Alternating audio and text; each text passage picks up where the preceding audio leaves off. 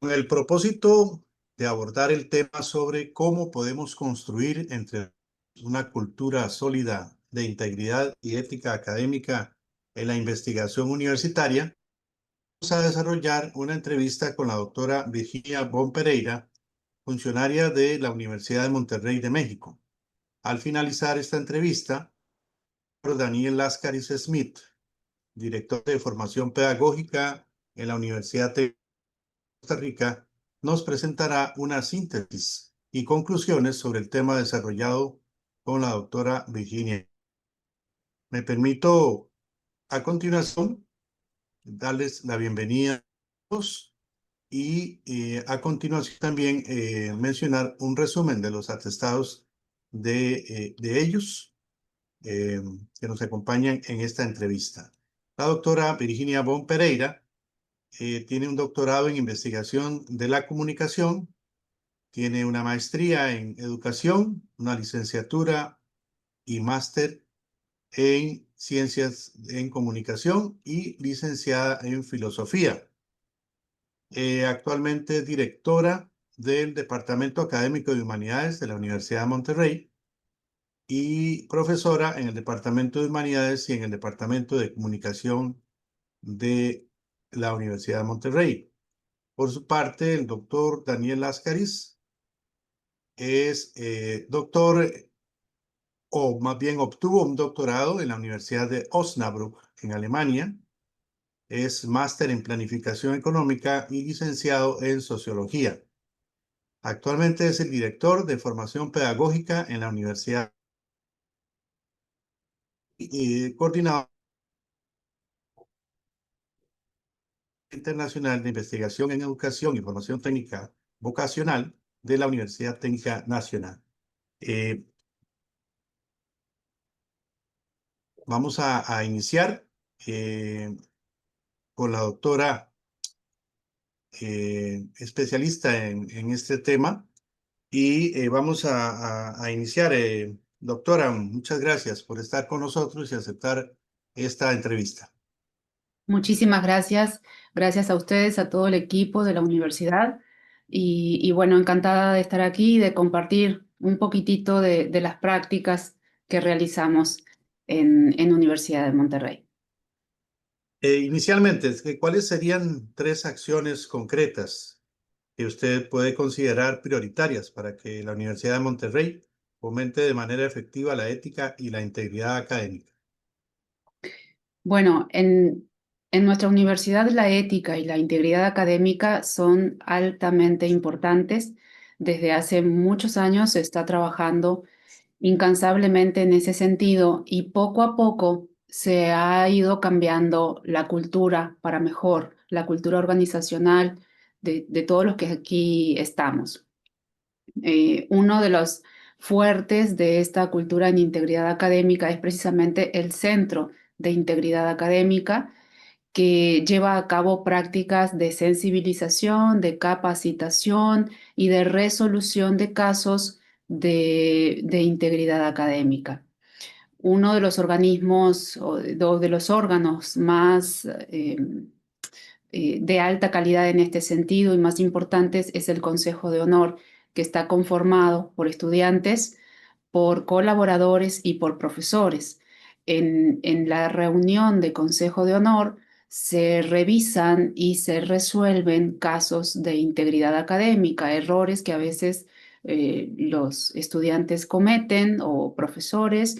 Entonces se revisan esos casos y se trata de establecer consecuencias que sean formativas para los implicados, de tal manera que evitamos la mera práctica punitiva para priorizar lo formativo, es decir, que los estudiantes y todos los públicos de la universidad podamos aprender de nuestros errores y podamos rectificar conductas orientándolas hacia el bien mayor, hacia la formación integral y, por supuesto, hacia una estancia en la universidad más íntegra y por lo tanto a profesionales que luego de estar en la universidad ya graduados sean profesionales también más íntegros y más éticos.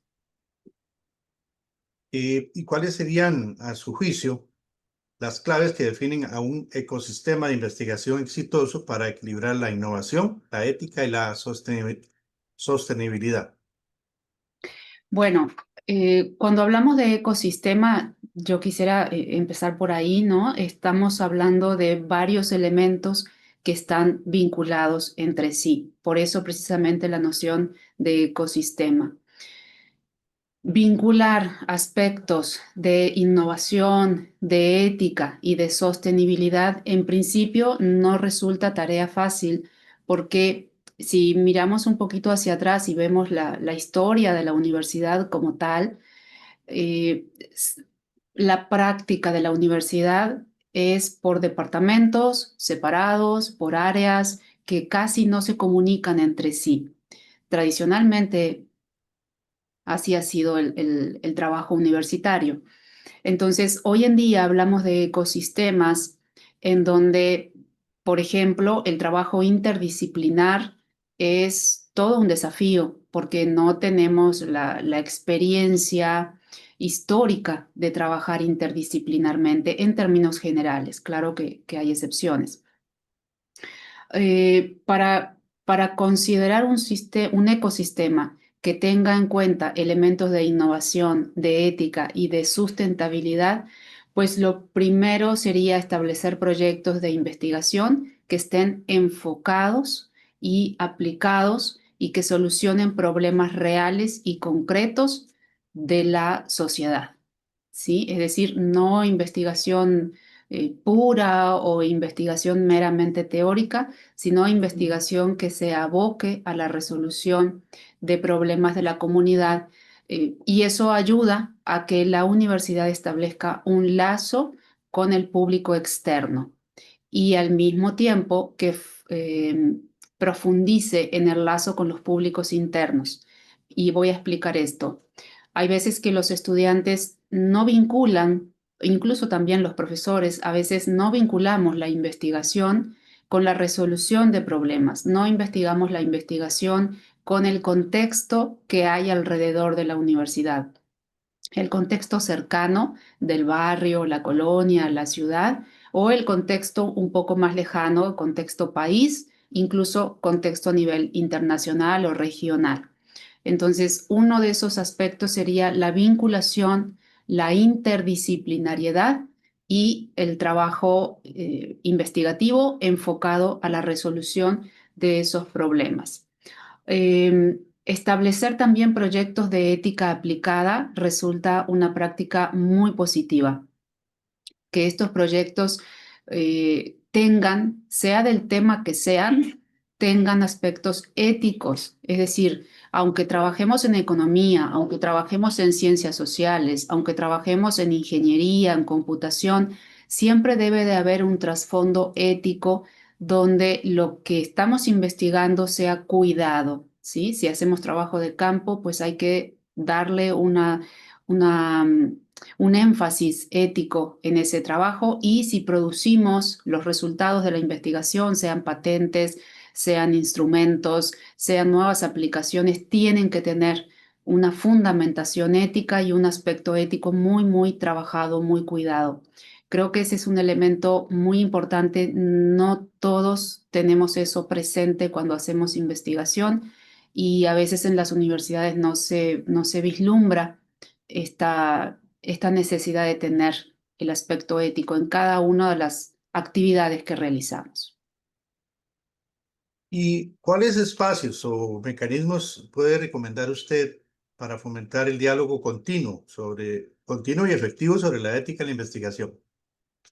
Bien, otro aspecto un poco vinculado con esta pregunta es el tema de la capacitación. Capacitación en ética a los investigadores y a todos los Ujú. participantes, los investigadores y los estudiantes que trabajan con los investigadores. Hay que darles esta sensibilización sobre ética y sobre cómo trabajar siempre con un punto de vista ético en lo que hacemos. El dar difusión a los proyectos es sumamente importante eh, a, a través de congresos, simposios, diálogos y nombro varios para tomar en cuenta que pudieran ser instancias formales y académicas, pero también instancias informales. Es decir, en esto de establecer un lazo con la comunidad y con los públicos externos, también hay que hacer un esfuerzo por la difusión de la ciencia para las personas que no hacen ciencia.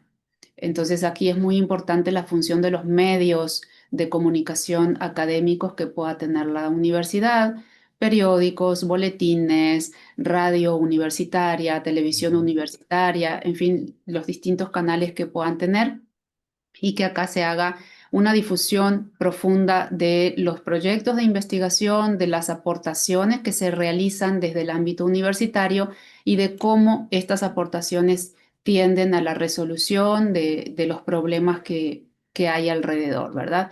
Entonces, reitero, congresos, simposios, diálogos desde el punto de vista académico y profesional, pero también desde el punto de vista de la difusión para públicos que no son especializados. A eso me refiero. Y la participación es importantísima, la participación de los estudiantes, es decir, que realmente se involucren, porque al final del día los docentes podemos investigar, pero en realidad la función principal de la universidad es formar futuros profesionales. Entonces, parte de esa formación es que el estudiante se involucre en proyectos de investigación que sean de su interés y que aprenda cómo investigar desde un punto de vista ético para cuidar y no dañar, ¿sí? Que el impacto sea positivo, más positivo que negativo. Con base en su experiencia, doctora, ¿cuáles son los desafíos más comunes que se puede o que pueden impedir integrar la ética y la integridad académica en la cultura investigadora de la universidad? Creo que el desafío es el superar la ignorancia, superar el desconocimiento. Para mí resulta muy fácil poder hablar de estos temas por mi formación, por mi trabajo diario, pero yo también debo de reconocer, y todos debemos de reconocer, que para quien no está todo el tiempo en estos temas, mirar hacia la ética, pensar cuáles son las implicaciones de los proyectos de investigación, cuáles son las implicaciones incluso de la universidad como institución, es un elemento fundamental, un elemento clave. Entonces, digo, superar la ignorancia, superar esta falta de conocimiento a través, por ejemplo, de sensibilización en el tema, de poner sobre la mesa aspectos éticos, de trabajar con dilemas éticos en todas las áreas que los hay y son muchos y de alguna manera enganchar a profesores y a estudiantes, motivarlos para que puedan trabajar considerando este aspecto ético. Creo que ese es uno de los principales desafíos que tiene la universidad, el poner la relevancia de los temas éticos y humanos, humanistas, en cada una de las cosas que hacemos. Bueno, ahora nos decía usted que estos temas, muy tiene usted dominio sobre este tema, entonces ya en la UTN, ¿qué iniciativas o estrategias considera usted que serían claves para que la UTN consolide una cultura ética sólida? Bien, los cambios culturales suelen ser lentos si queremos que sean profundos. Entonces, creo que lo más lógico sería comenzar por pequeños pasos. La capacitación y la sensibilización creo que son fundamentales como primer paso, como punto de partida.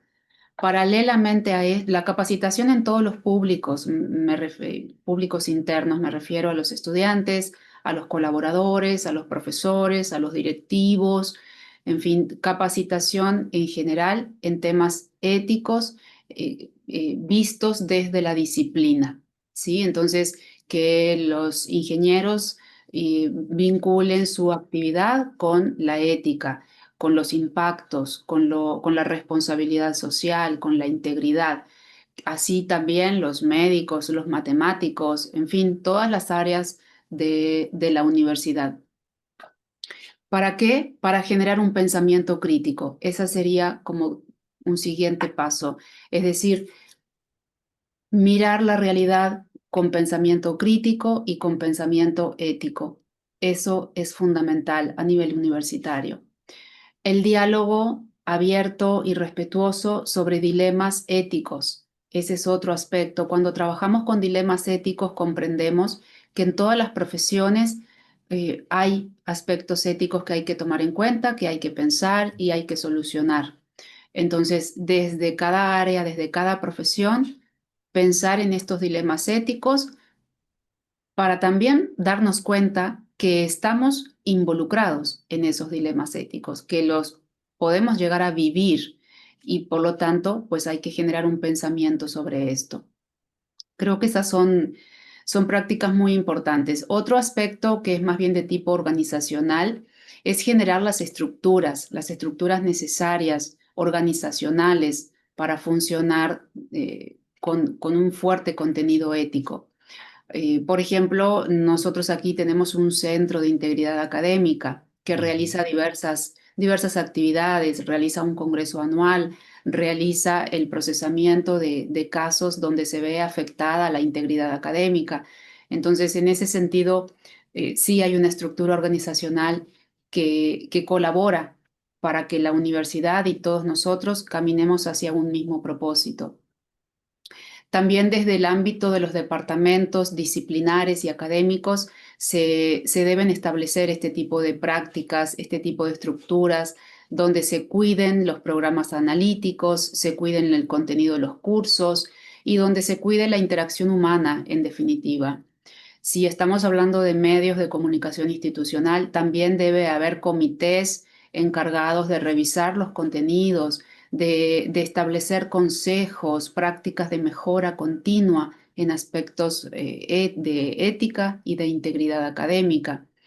Entonces, lo que quiero decir es que hagamos lo que hagamos, debe de haber una estructura organizacional que apoye y acompañe, al mismo tiempo que una capacitación, sensibilización y diálogo que apoye lo que hacemos. Doctora, en una reunión previa que tuvimos a esta entrevista, recuerdo que usted mencionó también que en las áreas de especialización de las carreras ustedes también tienen comités éticos. Sí, sí, cuando, por ejemplo, cuando vamos a hacer investigación, realizamos un protocolo para investigación y este protocolo se revisa, ¿sí? En un área específica donde precisamente se observan los aspectos éticos de una investigación y se le da consejo al investigador para que amplíe o para que introduzca ciertos elementos que tienen que ver con el cuidado y las garantías a las personas que participan en dicha investigación. Aquí, pues, precisamente la noción de cuidado, de garantía, de darle la posibilidad a quien participa en la investigación de detener la investigación o de salirse de la investigación como una especie de consentimiento informado, detallado y amplio. Pero también a nivel de departamento, por ejemplo, en el Departamento de Humanidades que tengo el honor de liderar, también se trabajan en aspectos éticos que tienen que ver con el contenido de los cursos, que tienen que ver con la interacción entre profesores y estudiantes, con las políticas, con lo que hacemos en clase y cómo resolvemos los problemas que surgen en clase. Entonces, en ese sentido, sí estamos muy atentos a cuestiones éticas y sobre todo a prácticas de mejora continua. En realidad, a veces cuando uno habla de ética, se nos puede mal entender y pensar que andamos por la vida como si fuésemos perfectos. En realidad, no, lejos de eso, no somos perfectos, aunque estudiemos ética. Lo que hacemos es establecer la observación sobre el escenario en el que estamos, de ahí la necesidad de pensamiento crítico, de observación sistémica, de observación detallada, y a partir de eso crear prácticas de mejora continua que nos ayuden constantemente a estar mejor, a estar en una situación mejor. Creo que ese es el punto importante en una organización, cómo hacer esos ciclos de mejora continua a través del diálogo, a través de pensar, de autoevaluarnos para poder mejorarnos. Y creo que esa es la clave de un cambio cultural y organizacional profundo, el estar constantemente atentos a lo que hacemos y atentos a cómo mejorar lo que hacemos. Y ya proyectándonos a una perspectiva futura del avance de la inteligencia artificial, la biotecnología y la digital, ¿cómo prevé usted que evolucionen los desafíos éticos en la investigación académica? Bueno, definitivamente las tecnologías siempre han sido muy, muy importantes, trascendentes para el ser humano, desde siempre, diría yo. Ahora, el tema de la tecnología y de las inteligencias artificiales, las tecnologías más avanzadas que hoy en día tenemos a disposición y las que seguiremos teniendo, porque la tendencia implica que hay un desarrollo aceleradísimo de las tecnologías. Creo que es importante que la universidad como institución las tome en cuenta y que los profesores e investigadores lo tomen en cuenta. Es un tema real.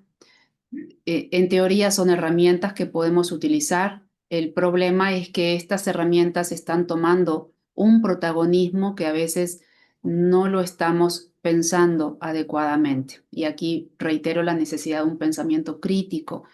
No se trata de estigmatizar ni negar la importancia de las tecnologías y de las inteligencias artificiales. Más bien se trata de sistematizar su uso para beneficio de los seres humanos, ¿sí? Y esta última parte es muy importante, que pensar qué es el beneficio para los seres humanos. Sin duda, cuando hacemos investigación utilizamos tecnologías y claro, ayudan muchísimo, facilitan procesos, pero también es necesario tener muy en cuenta que no podemos dejar que esas tecnologías realicen las tareas por nosotros. Y este es el punto importante. Ah, ah, Puede suceder que los jóvenes quieran tomar caminos o atajos más fáciles y pierdan de vista este sentido de la tecnología como una herramienta y dejen de participar. Y eso no debería ser, no sería positivo. Aquí lo necesario es pensar que siempre al inicio y al final de un proceso en el cual utilizamos inteligencia artificial, siempre al inicio y al final debe de estar el ser humano como punto central en todo este proceso. Y aquí cuando hablamos de inteligencia artificial, pues hablamos de principios de honestidad, de principios de justicia, de principios de gobernanza y de autonomía del ser humano sobre las inteligencias artificiales. Entonces, teniendo en cuenta estos principios, teniendo en cuenta el pensamiento crítico, teniendo en cuenta la base ética de todo quehacer humano, creo que si tomamos todo eso en cuenta, lo demás resulta sencillo. Sí, muchas gracias, doctora. Ya para ir cerrando esta conversación, queremos que usted nos oriente sobre cómo deben reinventarse las políticas sobre la ética y la integridad académica en la UTN en este nuevo contexto. Bien, eh, aquí voy a apelar a mi ser investigativo. Cuando queremos saber cómo está un proceso, lo primero que hay que hacer es evaluarlo y a partir de esa evaluación, mejorarlo. Entonces, si queremos identificar qué tenemos en políticas que hablen sobre ética e integridad académica, o si queremos identificar si esas políticas están siendo efectivas o qué tan efectivas están siendo, lo que hay que hacer es evaluarlas y ver si son actuales, si responden a los desafíos actuales, si responden a las problemáticas que estamos viendo en los estudiantes y en los profesores. Y si no se responde a eso, si la normativa que tenemos no es capaz de resolver los problemas que tenemos, definitivamente es momento de actualizar esas normativas, pero con base en la observación y sobre todo en la participación de los involucrados. Creo que es muy, muy importante el punto de vista de los estudiantes, el punto de vista de los profesores, de los directivos y de los colaboradores en fortalecer la normativa institucional, priorizando que sea una normativa actual y práctica para resolver a los casos que van aconteciendo en la universidad. A partir de ese diálogo que pudiera ser a través de comités, a través de mesas de diálogo, pues ahí entonces toda la universidad participaría dando su punto de vista, aportando su granito de arena, y eso hace un proceso muy robusto, muy fuerte, que finalmente, si es con base en la opinión de todos y en la percepción de todos, va a darnos un buen resultado en la medida que se sistematice.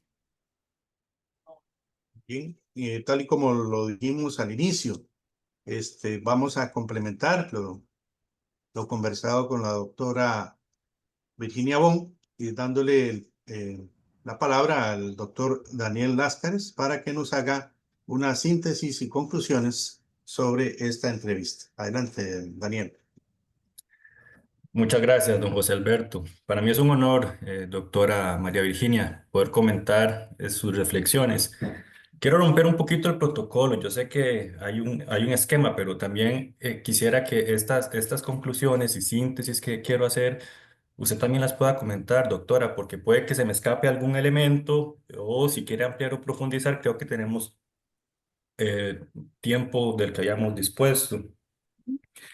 Bueno, se han mencionado muchas cosas. Quizás a manera de síntesis y algo muy general también es que aquí queda evidente o evidenciado que la ética no es un dogma, es un proceso de construcción, nace del diálogo. Y como tal, hay una co-creación constante sobre las perspectivas de lo que entendemos por la ética y cómo lo vamos construyendo. La doctora pone un ejemplo y es el de las inteligencias artificiales. Si por décadas la filosofía de la ciencia estuvo debatiendo mucho sobre cómo conocer epistemológicamente la realidad, con la inteligencia artificial emergen nuevos dilemas éticos que tienen que ver ya no con una posición epistemológica, sino ontológica. A veces no sabemos qué es real y qué no es real, qué fue creado por la inteligencia artificial y qué es lo humano. Entonces, eh, en su muy atinado discurso, la doctora habla constantemente de los dilemas éticos y propone entre ellos crear laboratorios en los que se puedan simular esos dilemas éticos para resolverlos. Y eso creo que es una de las recomendaciones también que podemos acatar en la UTN. Bueno, se dijo que la ética no es un dogma, es un proceso de diálogo. Ella propone que ese proceso de diálogo tiene diversas expresiones que hay que reconocer, como la capacitación, los simposios, diversos congresos, etcétera, pero que lo importante es institucionalizarlo y crear una estructura organizacional alrededor de la ética y su normativa. Esto es como una propuesta concreta, pero detrás una expresión filosófica muy interesante, y es que el conocimiento científico es político y el dato es político, no siempre es algo que está ahí presente como algo objetivo. Se interpreta, trabajamos con humanos, con animales no humanos, trabajamos con la naturaleza. Y siempre tiene que ser el centro de atención el cuidado, el equilibrio de estos elementos sociales. Para eso sirve la ética y para eso sirve la institucionalización del diálogo. Tiene un propósito. En otras palabras, ¿cuál es el propósito de institucionalizar el diálogo sobre la cuestión y el dilema ético en la UTN? Eh, Cuando usted, José Alberto, le pregunta sobre desafíos, ella fue muy implacable, dijo superar el desconocimiento. Y eso es muy interesante porque aquí venimos haciendo una serie de conclusiones generales. Primero, que es un proceso de diálogo. Segundo, que el diálogo tiene un propósito. Y tercero, que para mí es uno de los elementos centrales de su discurso, doctora, es que este diálogo institucionalizado tiene que generarse en el marco de un contexto de pensamiento crítico. No podemos reproducir eh, estereotipos, divagar en discursos o en pensamientos que no aportan nada al debate ético y más bien que el proceso de capacitación sobre ética tenga como un soporte un pensamiento altamente reflexivo y crítico. Y ahí hay otro reto importante. No podemos superar la ignorancia o el desconocimiento sin que este pensamiento crítico esté presente, aunque se institucionalice el diálogo. Esto me parece interesante también.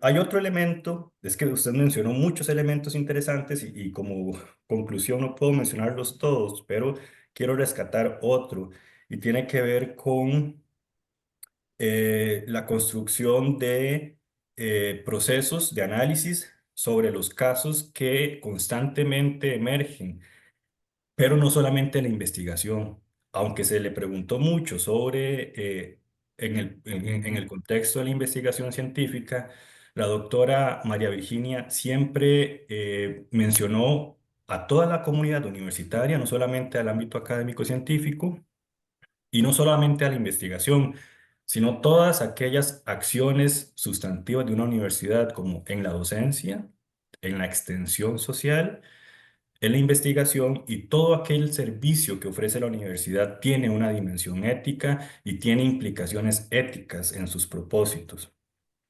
Eh, Creo que podemos rescatar finalmente algo que la doctora menciona que es como una recomendación muy específica y es empezar paso a paso con la capacitación, incluir a muchos actores que puedan constituir en el futuro cercano una forma de organización institucional alrededor de cuidar la ética y que no sea vista como ese árbitro de fútbol o de cualquier deporte que lo que hace es vigilar las buenas prácticas, sino más bien que la ética sea el espíritu de la práctica académica en general, y para eso requerimos capacitación, sensibilización y una constante reflexión institucional sobre todos estos procesos científicos y no científicos. Así que yo creo, doctora, que es lo que puedo concluir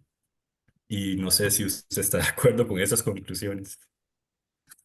Sí, Daniel, muchísimas gracias. La verdad es que no me había dado cuenta que había dicho tanta cosa, pero sí, muchísimas gracias. Es un excelente resumen. Nada más yo quisiera agregar la importancia de considerar que en todo proceso de interacción, y estamos hablando que en la universidad, en la vida, en la sociedad, lo que tenemos son procesos en los que interactuamos.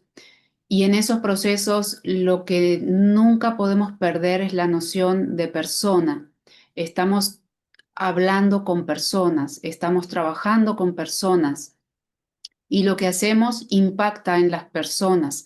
Claro, impacta en animales, en el medio ambiente, por supuesto que sí, pero fundamentalmente en las personas. Entonces, el poner este concepto de persona en el centro de todas nuestras prácticas nos guía definitivamente al siguiente criterio, que es un criterio ético, y es la noción de cuidado. Tenemos en ética, podemos hablar desde una perspectiva kantiana, desde la ética kantiana, el imperativo categórico, o también podemos hablar desde la ética aristotélica, pero en realidad el elemento central debe de ser contextualizado, debe de ser la persona contextualizada en una situación o en un escenario en la cual, en el escenario en el cual debemos cuidar. Y aquí una ética del cuidado, una ética que considere aspectos universalistas kantianos, pero también aspectos de fines. Y por supuesto el nexo común es esa noción de cuidar al otro, cuidarse a sí mismo, cuidar el entorno, cuidar el medio ambiente, cuidar la institución formadora de seres humanos. Entonces, esa es la real dimensión ética del quehacer dentro de una institución y sobre todo dentro de una institución universitaria que forma seres humanos. Entonces, sería nada más ese aspecto que no sé si fui muy clara o profunda en ese sentido en este ratito de conversación. No, fue muy Don- clara, lo dejé pasar seguramente entre tantas cosas, pero muchas gracias, completamente de acuerdo.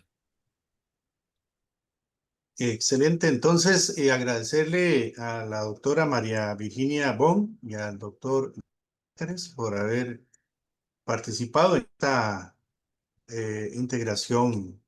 De verdad, también agradecemos a las unidades que han hecho posible, tales como la Vicerrectoría de Investigación y Transferencia, el Sistema Integrado de Cursos Digitales, la Vicerrectoría de Docencia y el Centro de Formación Pedagógica y Tecnología Educativa de la Universidad Técnica Nacional. Reiterarles el agradecimiento y esperamos con ustedes en una próxima ocasión. Muchísimas gracias. Muchas gracias, Daniel. Muchas gracias, José Alberto. Muchas gracias.